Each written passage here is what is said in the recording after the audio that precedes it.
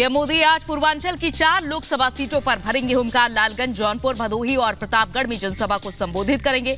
सुबह 11 बजे लालगंज से पीएम मोदी जनसभा की शुरुआत करेंगे और इसके बाद दोपहर 12:30 बजे जौनपुर में बीजेपी प्रत्याशी के समर्थन में जनसभा करेंगे। दोपहर 2 बजे करीब भदोही में रैली को संबोधित करेंगे। शाम 4 बजे प्रतापगढ़ में जनसभा करेंगे। प्रधानमंत्री नरेंद्र मोदी ने बुधवार देर शाम बीजेपी उम्मीदवारों के समर्थन में मुंबई में रोड शो किया। प्रधानमंत्री का अभिवादन करने के लिए बड़ी संख्या में लोग सड़क के किनारे खड़े रहे थे। रोड शो में उमड़ी हजारों की संख्या में भीड़ ने पीएम मोदी का गर्मजोशी के साथ स्वागत किया। पीएम मोदी के साथ मुख्यमंत्री एकनाथ शिंदे, मुख्यमंत्री देवेंद्र फडणवीस भी मौजूद रहे।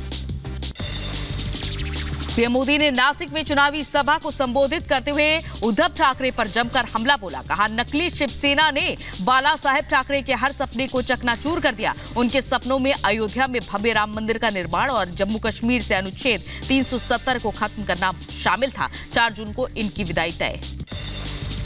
लोकसभा चुनाव के बीच गृह मंत्री अमित शाह आज से 2 दिनों के लिए जम्मू कश्मीर के दौरे पर जाएंगे। आज शाम 6 बजे के करीब श्रीनगर पहुंचेंगे। चुनाव की तैयारी को लेकर बीजेपी पदाधिकारियों के साथ बैठक करेंगे। बता दें कि जम्मू कश्मीर की बारामूला और अनंतनाग राजौरी लोकसभा सीट पर 20 और 25 मई को मतदान होना है।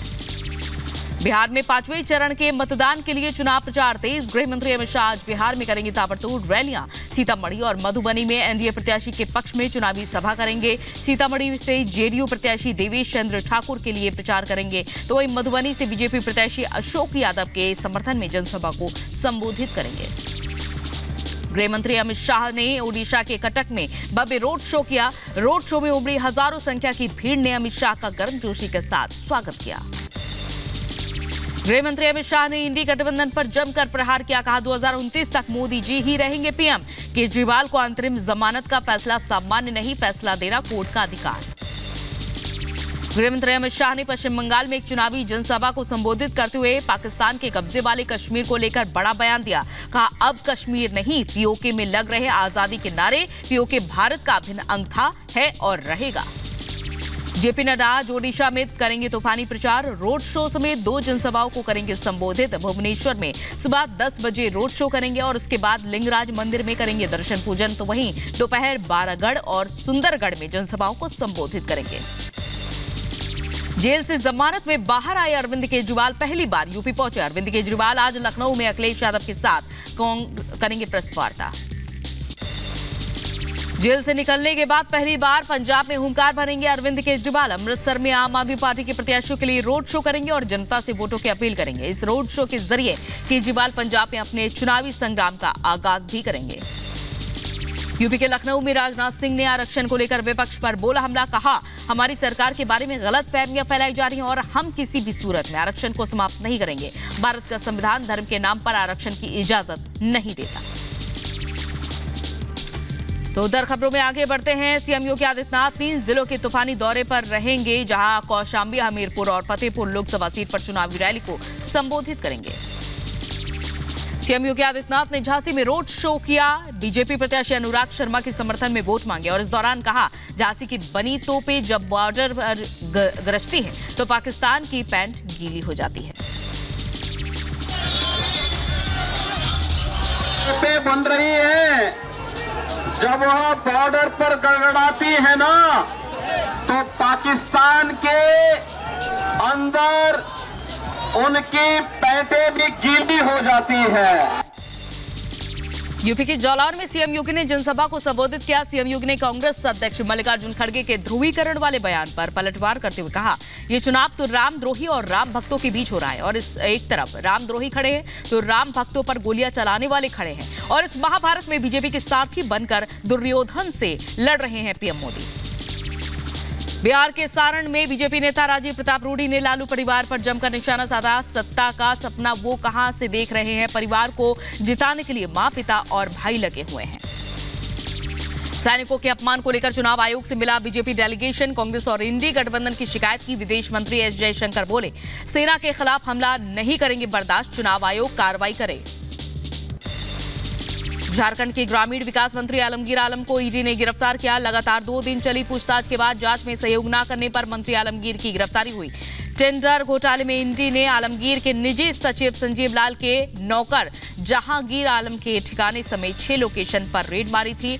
इस रेड में ईडी ने करीब 37 करोड़ रुपए बरामद किए थे। असम के मुख्यमंत्री हिमंता बिस्वा शर्मा ने झारखंड के मंत्री आलमगीर आलम की ईडी द्वारा गिरफ्तारी पर कहा, एक आलमगीर आलम को पहले ही गिरफ्तार किया जा चुका है। भगवान से प्रार्थना करता हूं कि उसके जैसे कई और लोगों को जल्द ही गिरफ्तार किया जाएगा। दिल्ली हाईकोर्ट में स्कूली बच्चों को 15 मई तक उपलब्ध नहीं करा पाने पर दिल्ली सरकार को कड़ी फटकार लगाई। दिल्ली हाईकोर्ट में दिल्ली सरकार को चेतावनी दी है कि वो दिल्ली के सरकारी स्कूलों में किताबों की आपूर्ति न करने पर स्वतः संज्ञान लेते हुए अदालत की अवमानना का मामला दर्ज करेगा। जौनपुर के पूर्व सांसद धनंजय सिंह ने बीजेपी को समर्थन देने का ऐलान करने के बाद अब उनकी पत्नी श्रीकला रेड्डी ने गृह मंत्री अमित शाह से मुलाकात की। श्रीकला रेड्डी ने अमित शाह से हुई इस मुलाकात को शिष्टाचार भेंट बताया। श्रीकला रेड्डी के अमित शाह से मुलाकात के बाद पूर्वांचल की सियासत में हलचल तेज है। कांग्रेस नेता प्रमोद तिवारी ने स्मृति ईरानी पर साधा निशाना कहा। स्मृति ईरानी से अमेठी की जनता नाराज है। हार देखकर स्मृति संतुलित भाषा में नहीं बोल पा रही है। जालंधर से कांग्रेस के लोकसभा उम्मीदवार चरणजीत सिंह चन्नी ने दिल्ली के सीएम अरविंद केजरीवाल पर निशाना साधा। चन्नी ने कहा कि केजरीवाल शराब घोटाले में शामिल है और केवल 15 दिनों के लिए जेल से बाहर है और जैसे दिल्ली में बहुत बड़ा शराब घोटाला हुआ वैसे ही पंजाब में भी हुआ है। हम इसकी जांच की मांग करते हैं। केजरीवाल पर चन्नी के आरोपों को लेकर बीजेपी नेता शहजाद पूनावाला ने कसा तंज कहा, जिन लोगों ने दिल्ली में निकाह फरमाया हुआ है वो पंजाब में जाके 3 तलाक में तब्दील हो जाता है। दिल्ली में एक दूसरे से दोस्ती करते हैं और पंजाब में जाकर अलग हो जाते हैं। जिन लोगों ने दिल्ली में निकाह फरमाया हुआ है वो पंजाब में जाकर 3 तलाक में तब्दील हो जाता है।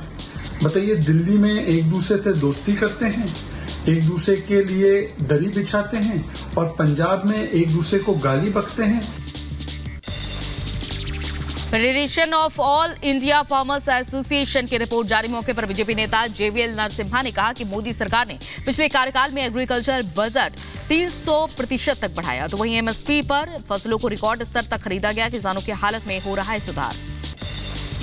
पहली बार सीएए से दिल्ली में 14 हिंदू शरणार्थियों को मिली नागरिकता। केंद्रीय गृह सचिव ने जारी किए सर्टिफिकेट। शाह बोले, सीएए पीएम मोदी का वादा, सबको मिलेगी नागरिकता। बीआरएस नेता के कविता दिल्ली शराब घोटाले के सीबीआई केस में हाईकोर्ट में जमानत याचिका दायर की है और आज दिल्ली हाईकोर्ट इस मामले पर सुनवाई करेगा। कविता बीते 2 महीने से तिहाड़ जेल में बंद है। मदुरै के वेल्लईकल कचरा डंप यार्ड में धधक रही आग। पिछले 1 हफ्ते से लगी इस आग को बुझाने की कोशिशें जारी है। 7 मई की दोपहर को अवनियापुरम के पास वेल्लईकल कचरा डंप यार्ड में आग लग गई थी और कचरा डंप यार्ड पर अभी भी धुआं दिखाई दे रहा है।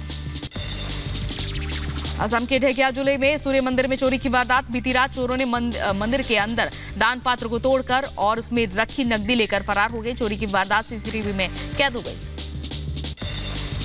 गुजरात के अहमदाबाद में एक फार्मा कंपनी में लगी भीषण आग। सूचना मिलते ही दमकल की कई गाड़ियां मौके पर पहुंची। कड़ी मशक्कत के बाद आग पर काबू पाया गया। आग लगने की वजह का खुलासा नहीं हो सका है। पुलिस मामले की जांच पड़ताल कर रही है। यूपी के बदायूं में ई रिक्शा और बाइक की जोरदार टक्कर। हादसे में एक की मौत, 2 लोग गंभीर रूप से घायल।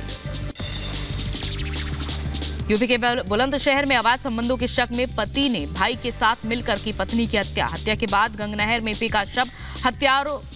हत्यारा पति और देवर को पुलिस ने गिरफ्तार किया। यूपी में बुलंदशहर किसान से रिश्वत लेते अमीन का वीडियो हुआ वायरल। आरसी कटवाने के नाम पर किसान से 15,000 रुपए की रिश्वत मांगी। पीड़ित किसान ने शिकारपुर के एसडीएम को पत्र भेजकर कार्रवाई की मांग की। यूपी के बदायूं में बिजली की लाइन की चपेट में आने से एक लड़की की मौत। गुस्साए परिजनों ने बिजली विभाग के अधिकारियों के खिलाफ प्रदर्शन किया। यूपी के संबल में 8 माह के बच्चे के अपहरण का पुलिस ने खुलासा किया। शादी रचाने के लिए प्रेमी युवक ने 2 दिन पहले 8 माह के मासूम बच्चे का अपहरण कर लिया था। मासूम को बेचना चाहते थे। इधर यूपी के बुलंदशहर में पुलिस और बदमाशों के बीच मुठभेड़ हो गई। गोली लगने से 25,000 का इनामी बदमाश घायल हो गया। जिला अस्पताल में कराया गया भर्ती। बदमाश के कब्जे से बाइक, अवैध असलहा, कारतूस बरामद किया गया।